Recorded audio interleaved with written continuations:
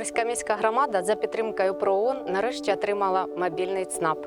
Це великий крок для нашої громади вперед, а також для мешканців, які живуть у віддалених населених пунктах.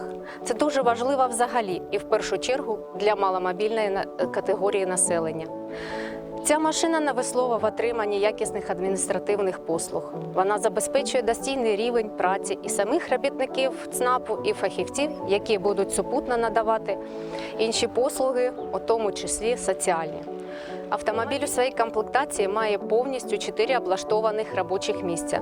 Це дуже важливо. Є паспортна станція, яка дозволить надавати нашим мешканцям ще ряд довгоочікуваних паспортних послуг.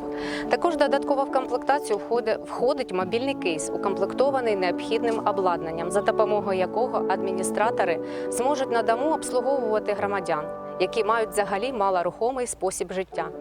Мобільний ЦНАП, як і вся техніка міської ради, буде знаходитися в затишному боксі на території міського відділу поліції. Звичайно, нам потрібно буде виконати ще багато роботи щодо навчання, укладання угод та інше. Але вже сьогодні ми покладаємо на даний засіб великі сподівання. Наш центр сумісно з міською радою зробить усе можливе, щоб громадяни отримували якісні послуги на належному рівні. Сіверська міська громада дуже вдячна уряду Канади за фінансову підтримку в межах програми ООН із відновлення та розбудови миру за цей чудовий мобільний ЦНАП.